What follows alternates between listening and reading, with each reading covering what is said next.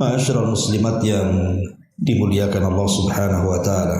Kita tahu bahwa salat ini ibadah yang berbeda dengan ibadah-ibadah rukun Islam yang lainnya. Di antaranya dari segi kewajibannya, di mana salat itu diwajibkan langsung oleh Allah Subhanahu wa taala kepada Rasul di Sidratil Muntaha, dan tidak ada perantara antara Allah dengan Rasul kita Muhammad sallallahu alaihi wasallam. Ini yang pertama.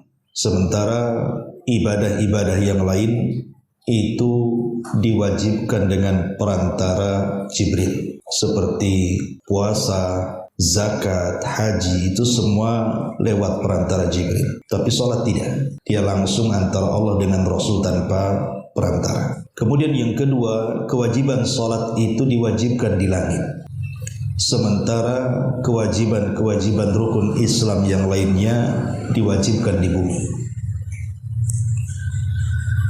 Kemudian juga yang ketiga, bahwa salat itu adalah undangan langsung dari Allah Subhanahu wa taala. Saat peristiwa kesedihan yang menimpa Rasul karena kematian pamannya Abu Talib, kemudian kematian istri tercintanya Khadijah, belum lagi gangguan yang semakin aktif yang dilancarkan oleh orang-orang musyrik, maka Rasul memberikan hadiah.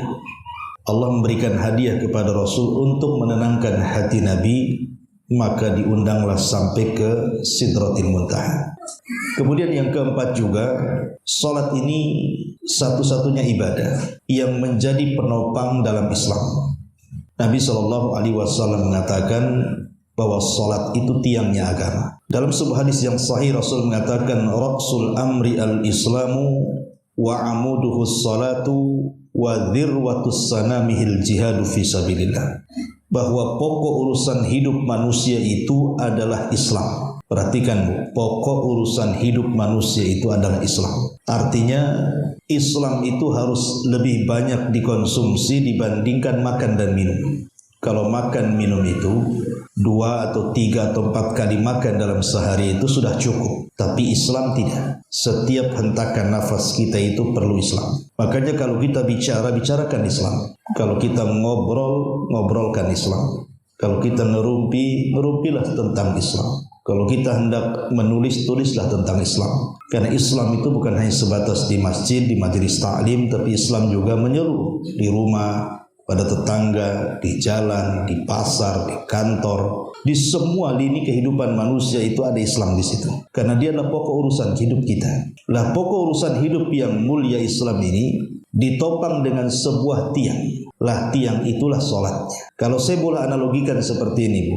Ibu buat tenda, tiang tengahnya itu sholat. Sementara pasak-pasaknya itu ya zakat, ya puasa, ya haji. Itulah pasak-pasaknya. Jadi kalau seandainya pasak itu tercabut satu, itu tidak akan roboh tenda. Yang kedua, pasak tercabut, tidak akan roboh tenda. Atau sekalipun semua pasaknya tercabut, tidak akan roboh tenda kalau tiangnya kokoh. Tapi pasak-pasak itu walaupun menancap, tapi yang roboh itu tiangnya, dipastikan tenda itu roboh. Itulah sholat kedudukannya dalam Islam. Dia bisa merobohkan agama.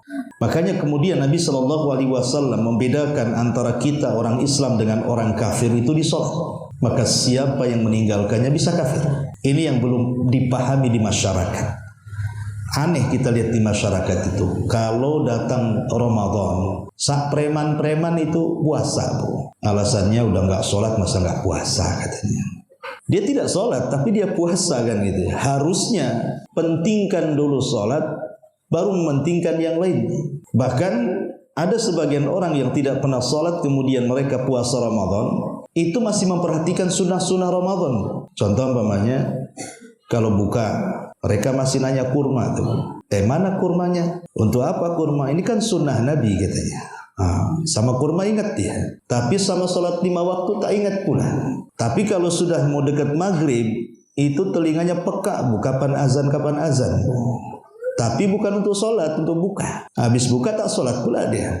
Rupanya menunggu azan itu untuk buka puasa. Nah ini kan terjadi di masyarakat.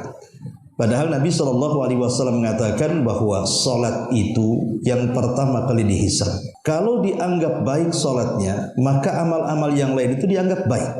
Tapi kalau sholatnya tidak dianggap baik, jangan harap yang lainnya juga dianggap baik. Makanya dari sini Nabi SAW menjadikan sholat itu sebagai tiang dalam agama. Kalau sampai roboh, robohlah agama kita. Maka jangan pernah meninggalkan sholat, itu sama dengan merobohkan agama. Ya. Baik, kita rinci saja per poin biar bisa dicatat tentang keutamaan sholat ini. 1. Sholat ini bisa mencegah perbuatan keji dan kemungkaran. Dan itu difirmankan dalam Al-Quran, Inna salata tanha anil fahsyai wal munkar. Sesungguhnya salat itu bisa mencegah perbuatan keji dan kemungkaran. Artinya, baik dosa-dosa lisan, baik dosa-dosa perbuatan, baik dosa-dosa hati, itu semua bisa dicegat dengan salat. Kok bisa? Perhatikan Bu dalam salat itu. Dalam salat itu Bu, saya, ibu atau siapapun pasti membaca surah Al-Fatihah minimalnya satu hari itu 17 kali. Dalam surah Al-Fatihah itu ada kalimat ihdinas siratal mustaqim. Ihdinas siratal mustaqim. Ya Allah, berikan hidayah kepadaku dengan hidayahmu yang lurus, ke jalan yang lurus. Artinya dalam solat itu kita meminta taufik kepada Allah, meminta agar Allah memberikan hidayah taufik kepada kita. Dan yang menyadarkan manusia sehingga dia tidak mengucapkan kalimat kecuali yang santun, tidak melakukan kecuali yang sesuai dengan koridor hukum, tidak mungkin juga melakukan kemungkaran, dosa besar, itu karena hidayah. Artinya kalau seandainya doa-doa kita dalam solat meminta hidayah taufik itu Allah kabulkan, itulah kenapa solat itu bisa mencegah perbuatan keji dan mungkar. Pertanyaan pun muncul, kenapa ada orang solat masih riba, masih gibah, masih namimah, masih kemudian bermuamalah dengan muamalah yang tidak baik? Boleh jadi ketika dia membaca surah Al-Fatihah, terkhusus ketika membaca ihdinas siratal mustaqim, dia tidak khusyuk. Dia tidak benar-benar meminta agar diberikan hidayah. Kalau dia benar-benar meminta dan sungguh-sungguh meminta hidayah, pasti Allah akan berikan hidayah. Wa man yujahidu fina lanahdiyannahum subulana. Siapa yang sungguh-sungguh meminta hidayah, Allah kasih hidayah. Makanya di sini salat itu bisa mencegah perbuatan keji dan kemungkaran. Yang kedua, bahwa seafdol-afdolnya amal setelah mengucapkan 2 kalimat syahadat itu salat. Dalam sebuah hadis, Abdullah bin Mas'ud radhiyallahu an pernah bertanya kepada Nabi SAW tentang amalan yang paling afdol. Maka Nabi SAW menyebutkan pertama kali as-salatu liwaktiha, salatlah tepat waktu. Baru kemudian cerita birrul walidain, kemudian cerita jihad. Bayangkan, salat diutamakan dibandingkan birrul walidain dan dibandingkan jihad. Padahal birrul walidain itu jelas keutamaannya. Apalagi jihad, masuk surga tanpa hisab kan Bu? Ya, karena salat itu adalah hak yang wajib kita tunaikan kepada Allah. Kalau birrul walidain itu hak yang wajib kita tunaikan kepada makhluk. Makanya salat didahulukan. Disitulah kenapa salat itu seafdol-afdolnya amal setelah 2 kalimat syahadat. Kemudian yang ketiga, salat itu bisa menggugurkan dosa.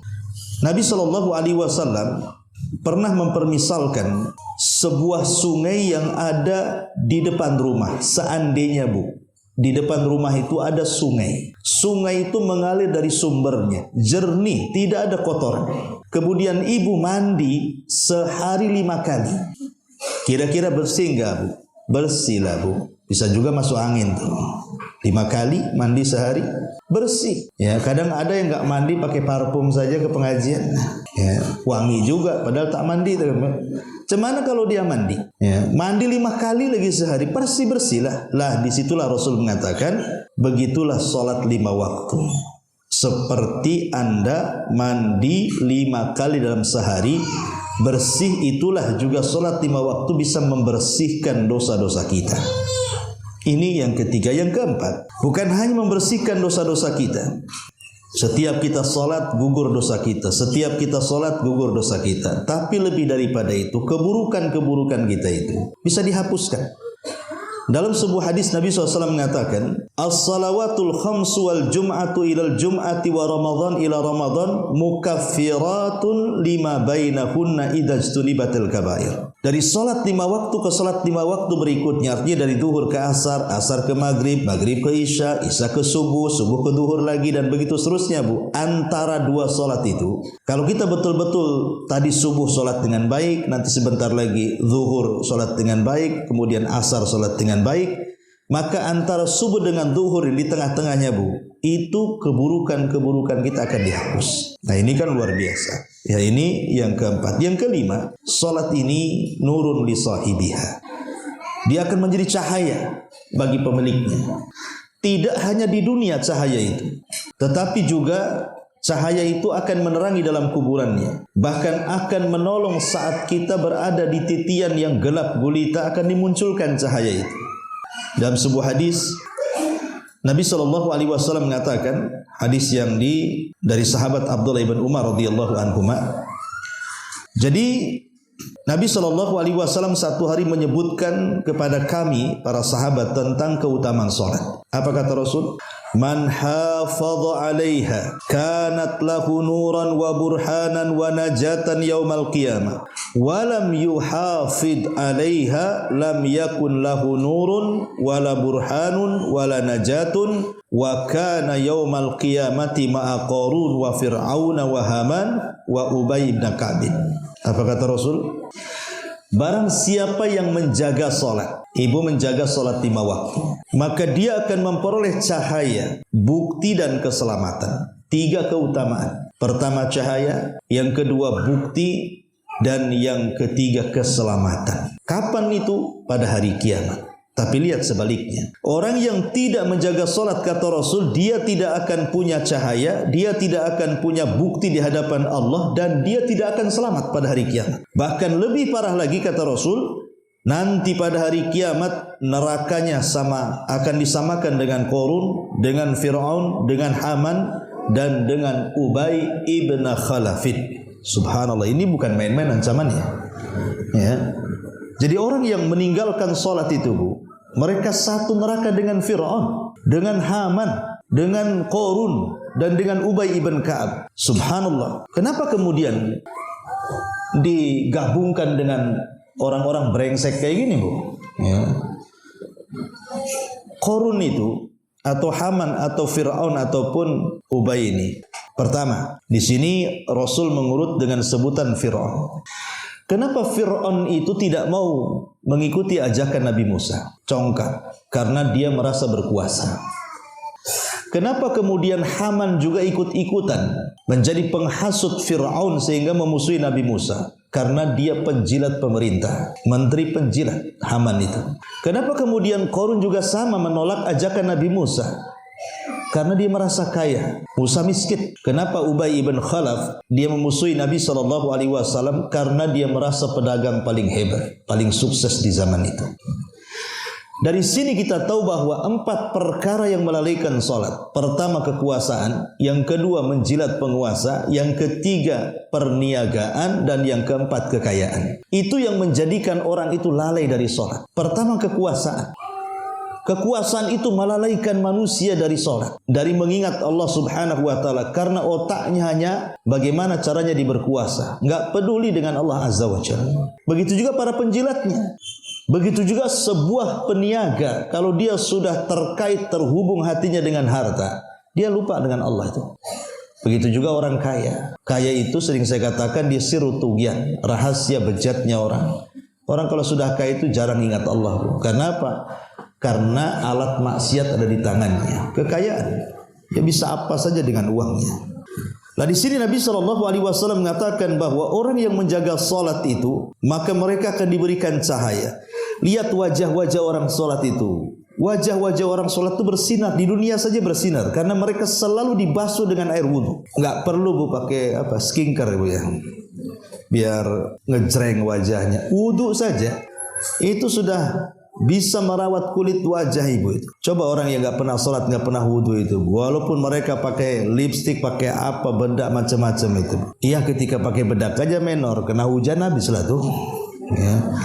Jadi Salat ini di dunia saja memberikan cahaya, apalagi dalam kubur. Sementara kubur itu kan dasarnya gelap, Bu. Tapi orang yang senantiasa menjaga salat, maka kuburannya akan terang. Dan kelak pada hari kiamat juga cahaya orang salat itu akan menerangi titian, sehingga orang yang melintas titian itu mereka tidak akan jatuh. Ya, karena orang jatuh itu kan karena gelap, Bu. Sana nabrak sini. Ya. Ini yang kelima. Yang keenam, Allah Subhanahu wa taala akan mengangkat derajat orang yang salat. Jadi nanti pada hari kiamat kalau Allah takdirkan masuk surga, maka surga orang-orang yang menjaga salat itu berbeda dengan surga-surga yang lainnya. Orang kalau gemar salat di dunia, maka dia akan ditingkatkan derajatnya di surga. Dalam sebuah hadis, Nabi SAW bersabda dalam hadis Buraidah radhiyallahu anhu ketika bicara soal keutamaan salat Isya dan salat subuh. Kata Nabi SAW, "Basyaril masya'ina fi dhulami ilal masajid bin nuri tami yaumal qiyamah." Hadis daripada Thauban maula Rasulullah sallallahu alaihi wasallam. Hadis Thauban maula Nabi sallallahu alaihi wasallam. Kata Nabi sallallahu alaihi wasallam, "Alaika bi kathratis sujud.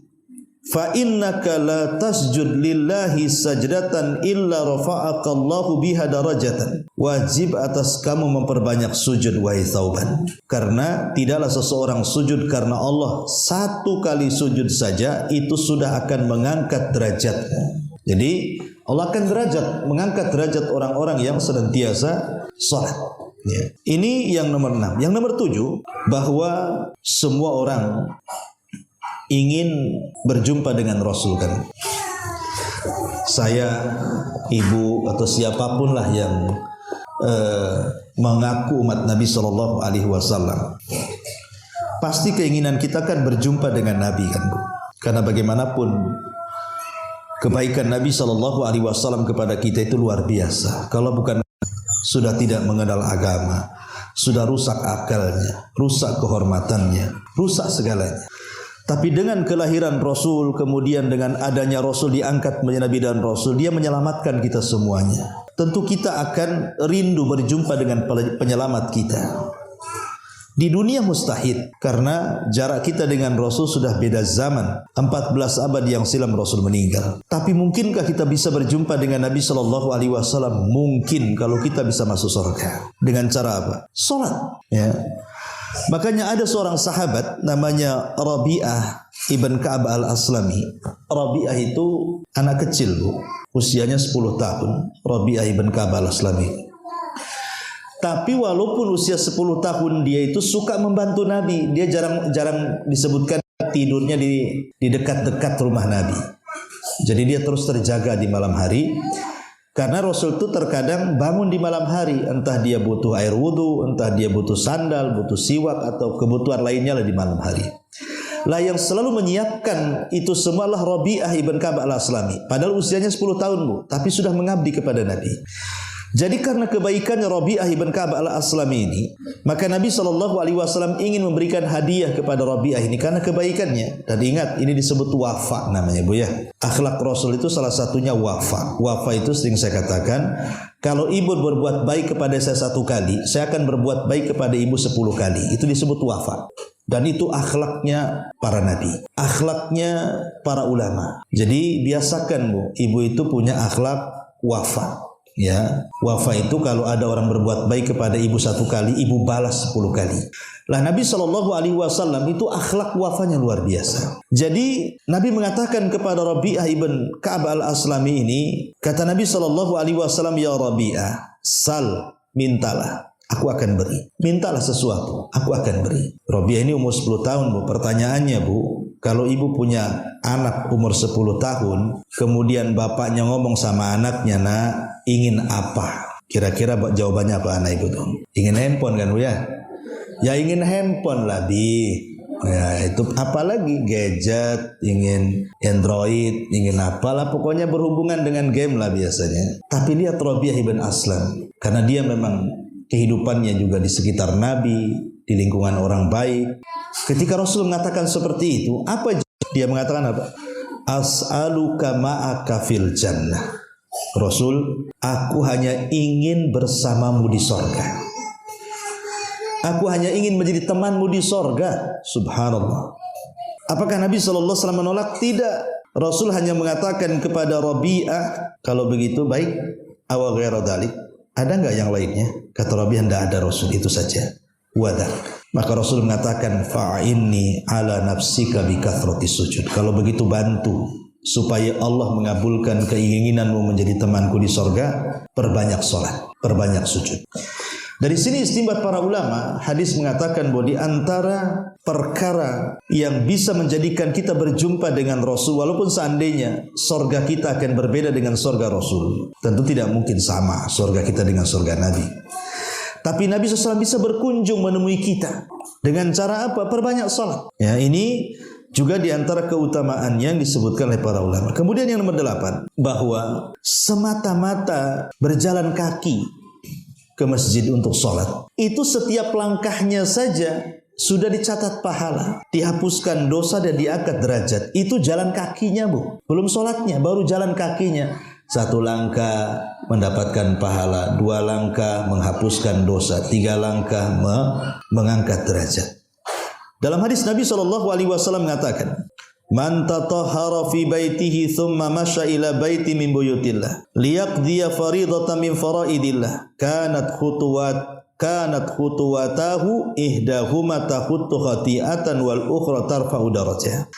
Barang siapa yang berwudu di rumahnya, kemudian berjalan menuju masjid dalam rangka melaksanakan salat wajib, maka setiap langkahnya 1 langkah menghapus kesalahan dan 1 langkah mengangkat derajat. Subhanallah. Ya, kalau jalannya saja sudah dapat pahala, macam mana salatnya? Ini yang nomor 8. Yang nomor 9, jadi salat ini bisa menggugurkan dosa-dosa. Tapi tentu yang dimaksud di sini dosa kecil, Bu, ya. Kalau dosa besar tidak bisa digugurkan dengan salat. Dosa besar itu harus taubatan nasuha. Tapi maksudnya di sini dosa-dosa kecil, dan berapa banyak kita melakukan dosa kecil setiap harinya, Bu. Kadang-kadang ibu jalan di jalan raya, di mall, atau tengok YouTube, atau tengok apa gitu kan. Kadang-kadang kita nengok aurat, tidak sadar, ya. Jadi ini dosa kecil. Tapi kan setiap hari ya kita melihat aurat. Ada orang yang mungkin sama akhwat, yang satunya udah ngaji pakai jilbab, yang satu masih awam pakai rok mini. Kan nggak boleh juga wanita dengan wanita melihat aurat, kan, Bu? Nah, itu aja udah dosa, tapi kan dosa kecil. Lah salat ini bisa menggugurkan dosa-dosa itu. Walaupun ada sebagian para ulama berpendapat dosa besar pun bisa digugurkan dengan salat.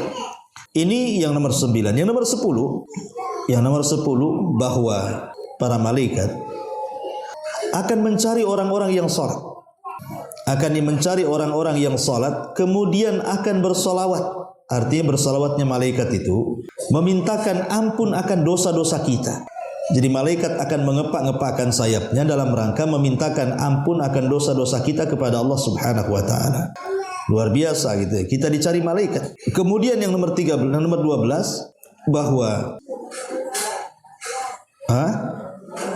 12 11, maunya cepet-cepet aja nih. 11 ya. Yang nomor 11, bahwa pahala orang yang keluar untuk salat itu sama dengan pahala haji, Bu. Nabi SAW mengatakan dalam sebuah hadis, man kharaja min baitihi mutatahhiran ila salatil maktubah. Barang siapa yang keluar dari rumahnya dalam kondisi sudah berwudu untuk melaksanakan salat wajib, fa ajruhu ka ajril hajj, maka pahalanya sama dengan haji. Subhanallah. Coba hanya niat dari rumah, berwudu, kemudian ke masjid, salat 5 waktu, balik lagi, itu pahalanya sama dengan haji. Kan luar biasa, Bu. Coba kalau orang yang 5 waktu ya kan rajin ke salat, ke masjid, balik lagi, berarti kan 5 waktu lah didapat pahala haji itu. Itu kalau dikasih titel haji itu haknya udah banyak kali, Bu. Ya. Karena bolak-balik kan itu. Gimana kalau anak-anak sudah haji? Ya. Toh, balik lagi, enggak usah cerita anak-anak haji. Kemudian yang nomor 13, 12, loncat lagi. Yang nomor 12, intidharu haribatun fi sabilillah. Menunggunya saja itu sama dengan orang yang menunggu di perbatasan ketika perang. Namanya ribat. Pahala ribat itu kan besar, Bu. Kalau orang meninggal ketika ribat menjaga perbatasan saat perang itu, kalau dia mati kan nggak ada dapat fitnah kubur itu. Fitnah kubur nggak ada, pertanyaan malaikat nggak ada orang-orang yang ribat itu. Lah orang yang menunggu sholat sebelum sholat, kata Nabi SAW, wantidharus salati ba'da salati fadzalikumur ribat. Orang yang menunggu sholat ke sholat berikutnya itu sama dengan ribat, sama dengan ibu menunggu perbatasan, menjaga negara, jangan sampai dicaplok, jangan sampai dijajah. Dia mempertahankan negaranya. Dan kalau meninggal orang yang ribat itu nggak ada fitnah kubur. Lihat bagaimana Nabi SAW menyamakan pahala nunggu sholat, bu, bukan sholat, nunggu sholat. Itu sama dengan nunggu di perbatasan. Jadi umpamanya kalau ibu di rumah gitu kan sholat tadi subuh, ya hatinya terpaut, pengen kapan duhur kok lama. Pokoknya rindulah dengan duhur. Nanti duhur selesai, rindu ingin sholat asar. Ya, jadi hatinya itu terpaut dengan sholat, bu. Nah itu sama dengan riba. Kayak bapak-bapak, umpamanya bapak-bapak kan suami-suami ibu yang punya suami. Kalau sholat maghrib itu kan ke isya sebentar. Suruhlah bapak-bapak itu jangan pulang, Pak, kalau habis maghrib itu ngajilah di masjid, pulangnya isya sekalian sholat. Nah itu udah ribat, bu. Ya, karena ada orang-orang itu kalau datang waktu sholat itu kayak gimana gitu. Aduh, tantan sholat, azan lagi. Kayak orang kayak gitu, bu. Ya kan? Kayak gimana gitu, kayaknya jadi beban sholat itu. Kan ada orang-orang yang kayak gitu tuh, bu. Apa itu ibu saya tidak tahu ya.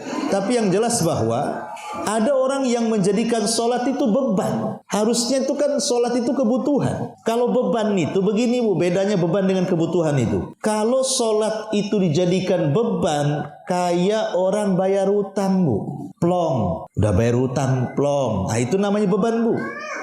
Jadi kalau tadi sudah sholat subuh itu, aduh enak, kayak bayar utang. Tapi kalau orang yang menjadikan sholat itu kebutuhan, itu memang butuh sama sholat kan. Kapan lagi sholat, kapan dia belum rasa plong karena ingin sholat lagi. Itulah bedanya kebutuhan dan beban. Lah kebanyakan saya, ibu atau siapapun gitu ya, kebanyakan mungkin level sholat kita ini masih beban lah. Ya, jadi kalau sudah sholat plong, tuh alhamdulillah sudah sholat katanya tadi. Coba tadi nggak sholat. Nah ini sholat kita harus lebih ditingkatkan lagi, karena jangankan sholatnya, nunggu sholatnya saja sama dengan ribat. Luar biasa, ya kan? Kemudian juga sholat ini disebutkan idza tatahhara kharaja ilaiha fahuwa fi salatin. Jadi kalau seandainya seseorang itu bersih dari hadas kecil, hadas besar, kemudian dia sholat, selepas sholat dia menunggu sholat lagi kayak tadi. Bukan hanya sekedar ribat, bu, pahalanya, tapi ibu dianggap sholat. Jadi dari sholat ke sholat, kalau sholat pertama ke sholat kedua itu karena sebuah kerinduan ingin melaksanakan sholat berikutnya, maka setelah dari sholat ke sholat itu ibu dianggap sholat. Coba, bu, kalau seandainya dari isya ke subuh, ibu rindu ingin sholat subuh, sampailah ibu tertidur, maka dari isya ke subuh itu dianggap sholat saat tidur-tidurnya. Nah, luar biasa, bu, ya kan? Inilah diantara rahmat karunia yang Allah Subhanahu wa ta'ala anugerahkan kepada kita. Ya. Dan orang yang banyak sholat di dunia artinya orang yang banyak berdiri. Siapa yang banyak berdiri di dunia, maka dia akan sedikit berdiri di akhirat. Siapa yang banyak berdiri sholat di dunia, maka dia akan sedikit berdiri di akhirat, di padang mahsyar. Tapi siapapun yang sedikit berdiri di dunia, jarang sholat, maka dia akan lama berdiri pada mahsyar. Naudzubillah. Ya, maka ini keutamaan sholat yang luar biasa. Ini secara umum keutamaan sholat 5 waktu. Kita rinci sekarang. Kita mulai dari subuh dulu ya. Jadi sholat subuh ini ulama menyebutnya dengan sholat wusta. Kan menjadi khilaf ulama. Ketika Allah Subhanahu wa ta'ala berfirman, hafidhu ala sholawati wa sholatil wusta. Jaga oleh kalian sholat 5 waktu, terutama sholat wusta. Kenapa begitu istimewa sholat wusta ini? Sampai disendirikan dari sholat 5 waktu. Karena sholat wusta ini menentukan sholat-sholat yang lainnya, bu. Dan pahalanya paling besar kalau dilakukan dibandingkan sholat-sholat yang lainnya. Jadi kalau sholat zuhur, asar, sholat zuhur ataupun Tapi kalau seandainya subuh dan asar itu pahalanya 2. Jadi yang mencatat 2 malaikat. Kalau zuhur yang mencatat 1 malaikat, maghrib yang mencatat 1 malaikat. Kalau asar dengan subuh itu 2 malaikat yang mencatat, malaikat malam dan malaikat siang.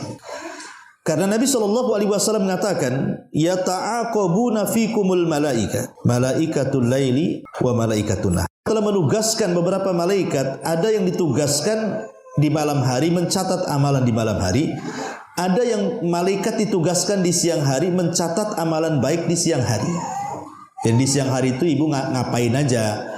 Silaturahim, jenguk orang sakit, mengucapkan kalimat santun, berzikir, membaca Quran, pokoknya amalan apalah di siang hari. Itu dicatat oleh malaikat siang hari.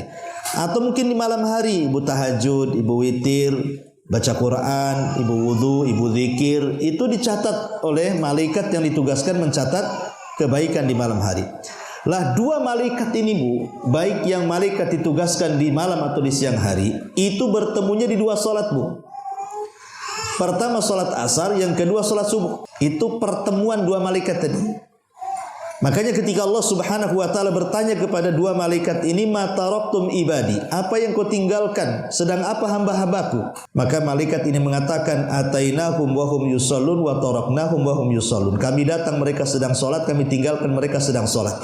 Artinya kami datang, mereka sedang salat asar, dan kami tinggalkan, mereka sedang salat asar. Kemudian malaikat satunya yang bertugas di malam hari juga ngomong, kami tinggalkan, mereka sedang sholat subuh, kami datang, mereka sedang sholat subuh, dan kami tinggalkan, mereka sedang sholat subuh.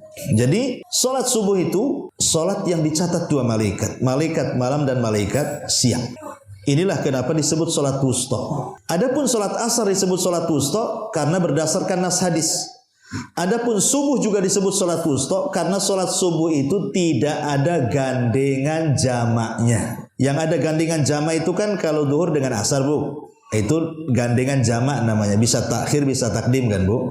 Kemudian maghrib dengan isya, bisa takhir bisa takdim. Ini kalau subuh ini dia jomblo Bu, dia tidak bisa ditarik ke atas, nggak bisa ditarik ke bawah, nggak bisa dia dijama dengan isya, nggak bisa pula dijama dengan duhur dia sendiri. Solat yang nggak bisa dijama itu yaitulah subuh, makanya disebut tengah-tengah, disebut wusta. Jadi inilah diantara keistimewaan solat subuh itu karena dia solat wusta, solat yang diistimewakan. Apalagi Nabi SAW mengatakan, man shalla subha fi jama'atin fahuwa fi dhimmatillah. Siapa yang solat subuh berjamaah, maka dia berada dalam lindungan Allah. Jadi 1 hari itu akan dilindungi.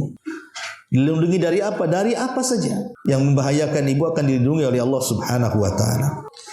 Bahkan dengan tegas Nabi SAW mengatakan, man hafadha ala baradaini dakhalal jannah. Siapa yang menjaga 2 barad, maka dia dipastikan masuk surga. Apa 2 barad di sini? Maka Rasul mengatakan salat subuh dan salat asar.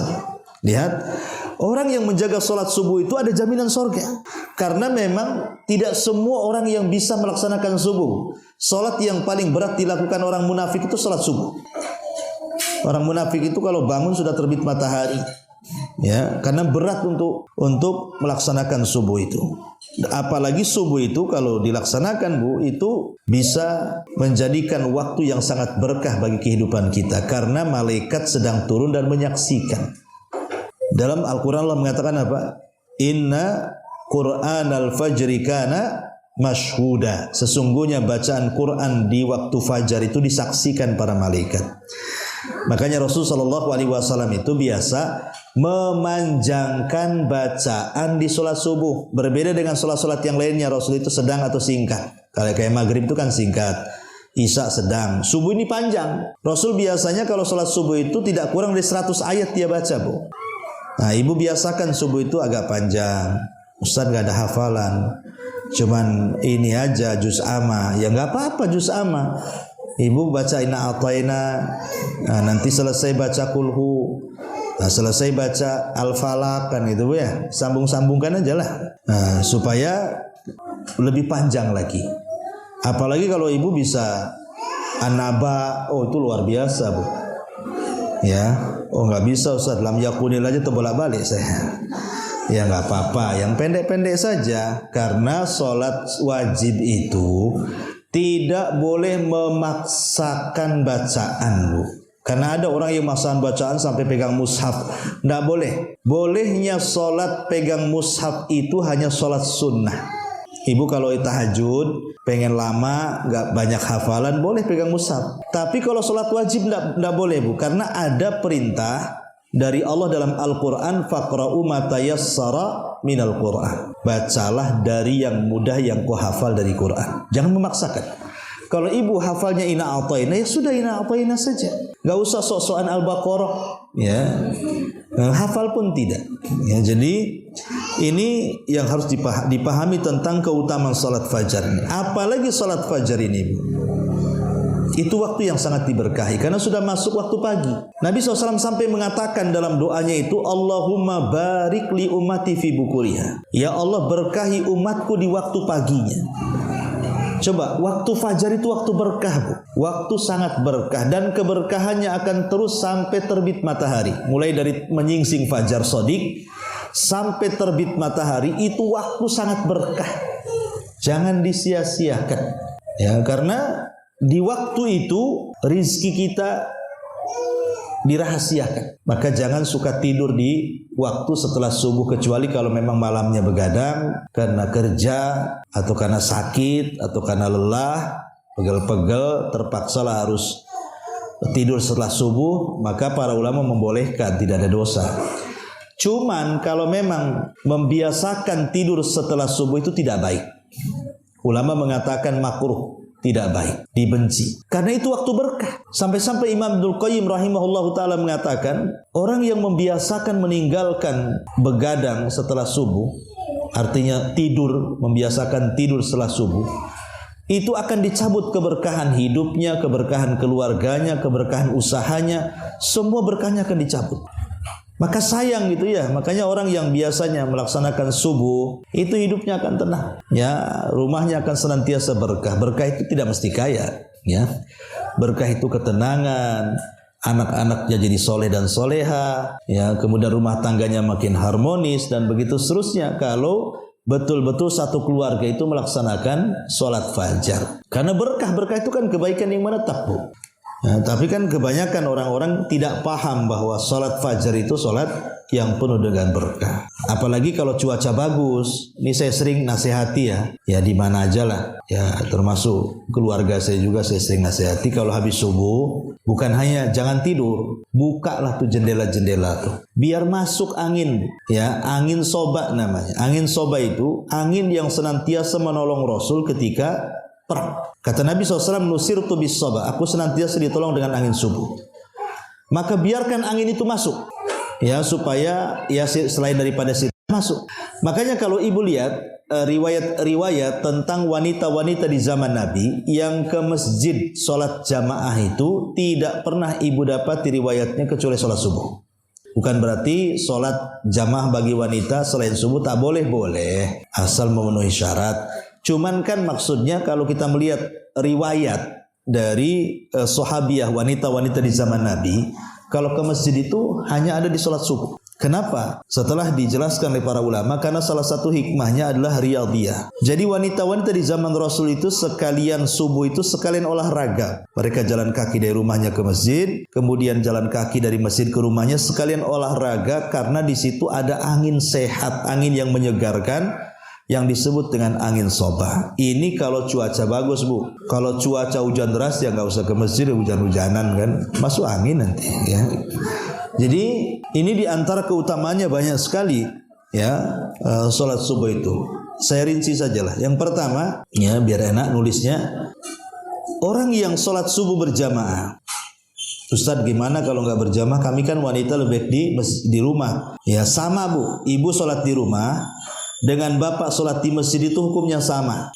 Kata Nabi SAW, man shallal isya'a fi jama'atin faka'annama qama nisfal laili, wa man shallal fajra fi jama'atin faka'annama qama minal laili kulli. Siapa yang sholat isya berjamaah seolah-olah dia menghidupkan separuh malam dengan sholat. Siapa yang disusul dengan fajar berjamaah, maka seolah-olah dia menghabiskan satu malam sholat. Luar biasa, Bu. Jadi isya separuh, subuh separuh, kalau digabung berarti semua malam dia hidupkan untuk sholat. Maka jangan meninggalkan sholat jamaah. Bagi perempuan kan di rumah, Bu, minimal sholat tepat waktu supaya pahalanya sama dengan bapak-bapak. Ya, ini yang pertama. Yang kedua, tadi saya disebutkan bahwa sholat subuh itu ada jaminan dari Allah. Kita dijamin oleh Allah keselamatan. Kemudian yang ketiga, nurun yaumal qiyamah, akan mendapatkan cahaya pada hari kiamat. Makanya kan doa yang diajarkan Rasul kalau kita berjalan dari rumah menuju masjid itu, apa doa yang diajarkan Rasul itu? Allahumma ij'al fi qalbi nuran wa fi lisani nuran waj'alni sam'i nuran waj'alni fi basari nuran waj'alni min khalfi nuran wa min amami nuran waj'alni min fawqi nuran, dan seterusnya. Ya Allah, jadikan dalam hatiku cahaya, lisanku cahaya, telingaku cahaya, pemandanganku cahaya, di belakangku cahaya, di depanku cahaya, di atasku cahaya, di bawahku cahaya. Jadikan aku jadi cahaya. Jadi doa-doa orang-orang yang di zaman Rasul itu, Rasul mengajarkan doa itu minta cahaya. Makanya Rasul mengatakan basyiril masyaina fi dzulami ilal masajid bin nuri tam yaumal qiyamah. Kasih kabar gembira tuh orang-orang yang jalan-jalan malam-malam itu ke masjid dengan cahaya sempurna pada hari kiamat. Maksudnya jalan-jalan malam-malam di kegelapan menuju masjid itu akan mendapatkan cahaya pada hari kiamat. Maksudnya salat isya dan subuh, karena kan zaman dulu isya dan subuh itu gelap, Bu. Oh, zaman sekarang ialah banyak listrik. Oh, zaman dulu kan nggak ada listrik, betul-betul gelap isya dengan subuh. Makanya kenapa pahalanya luar biasa. Kemudian yang keempat, bahwa sholat subuh tadi saya sudah katakan mendapatkan dua catatan malaikat, malaikat siang dan malaikat malam. Kemudian juga lebih daripada itu, jangan lagi subuhnya, Bu, ya. 2 rakaat subuhnya saja yang disebut dengan rakaatai al-fajr itu, 2 rakaat fajar itu, Rasul mengatakan khairun minad dunya wa ma fiha. Itu lebih baik dibandingkan dunia dan isinya. Itu sholat sunnahnya, macam mana subuhnya? Kalau sholat sunnahnya saja lebih baik daripada dunia dan isinya, macam mana pula sholat wajibnya, kan? Luar biasa, kan? Rugi orang yang meninggalkan sholat subuh itu.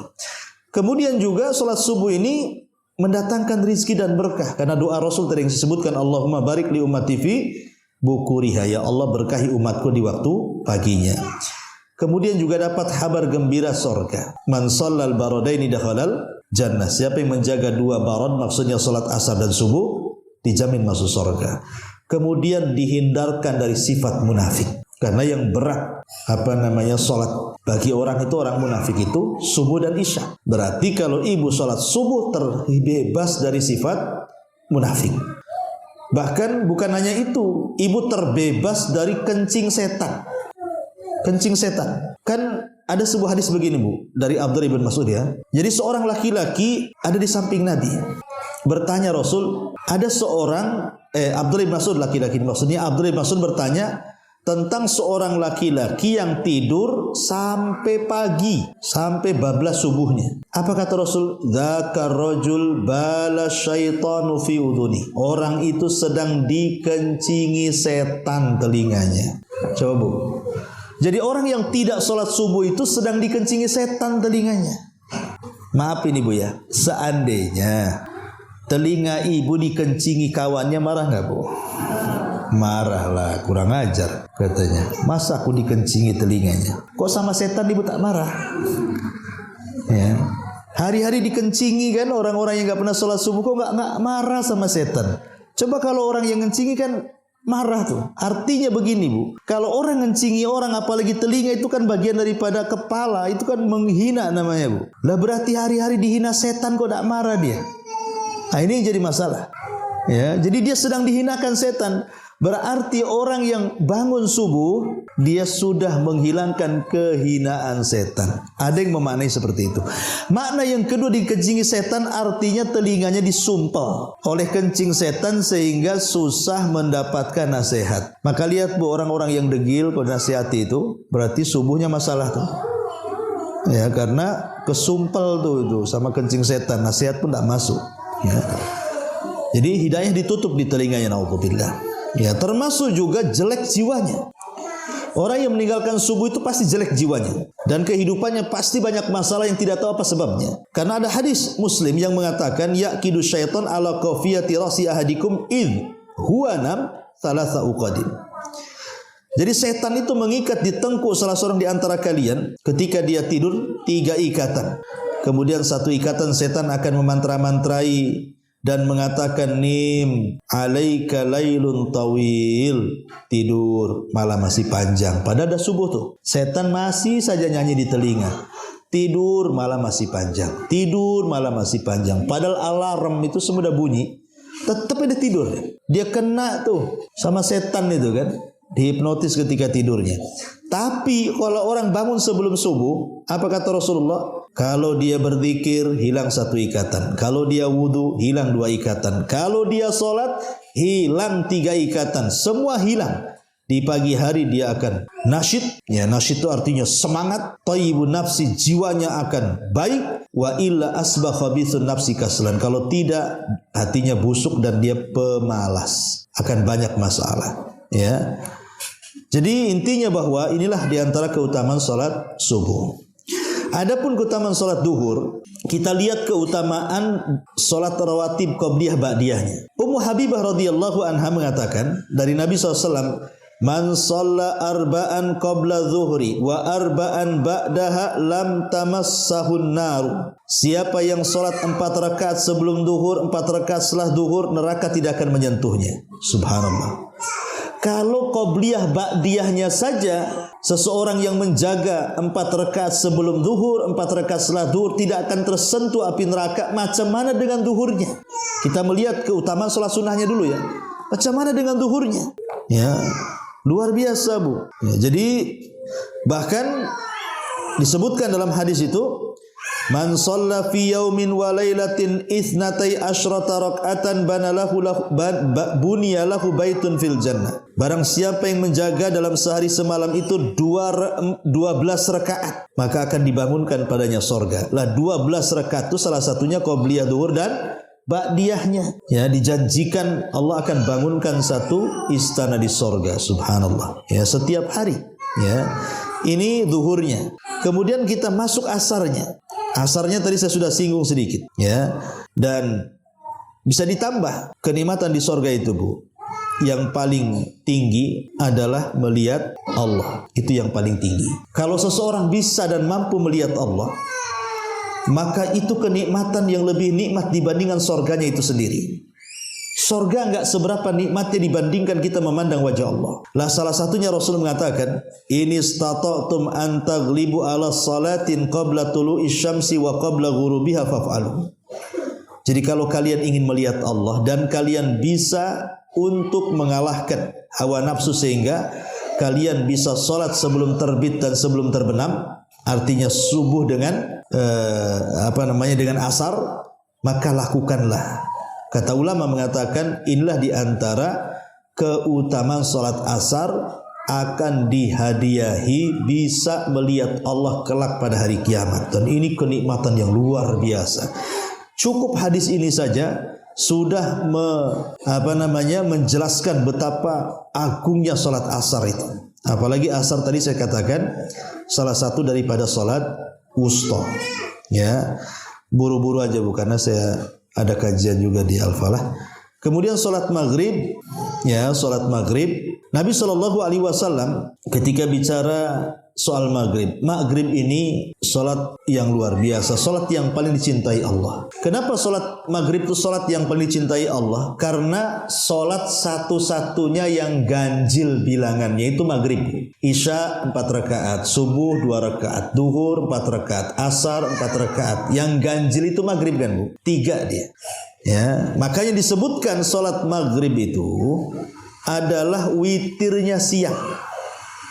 Jadi salat maghrib itu witirnya siang. Jadi setelah asar, antara malam dengan siang, pertengahannya kan maghrib. Lah itu disebut witirnya siang. Makanya Nabi SAW mengatakan, Innallaha yuhibbul witra. Innallaha witrun yuhibbul witra. Allah itu ganjil dan suka yang ganjil-ganjil. Lah salat maghrib itu salat ganjil. Karena 3 kan? 3 rakaat. Dan Allah sangat suka dengan yang ganjil-ganjil.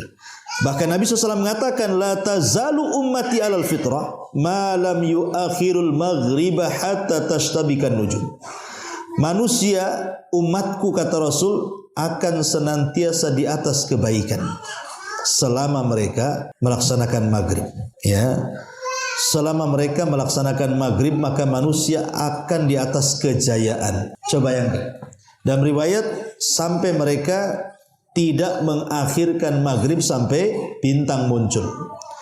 Artinya sholat maghrib itu disegerakan, Bu. Teng azan, cepat sholat. Jangan sampai muncul bintang. Kenapa? Karena akan tasyabuh dengan ibadahnya ahli kitab. Makanya di sini Nabi SAW mengatakan apa? Manusia ini, maksudnya umatku kata Rasul, akan senantiasa di atas kejayaan. Artinya akan jaya, tidak mudah dikalahkan musuh-musuhnya. Selama mereka tidak mengakhirkan maghrib sampai bintang muncul. Lalu apa kejayaan dengan maghrib? Karena sholat maghrib itu menyelisihi ahli kitab. Dan dalam penyelisihan itu ada kejayaan. Dan yang terakhir, sholat isya. Jelas tadi kalau sholat isya berjamaah dia akan mendapatkan setengah malam dia habiskan untuk sholat malam gitu ya. Dan kalau ditambah dengan subuh berarti satu malam suntuk dia gunakan untuk sholat. Bahkan orang yang menjaga sholat isya maka dia akan terbebas dari sifat nifak. Dan orang yang menjaga sholat isya itu sama mendapatkan separuh sholat malam. Inilah diantara keutamaan secara umum sholat 5 waktu dan keutamaan khusus sholat 5 waktu.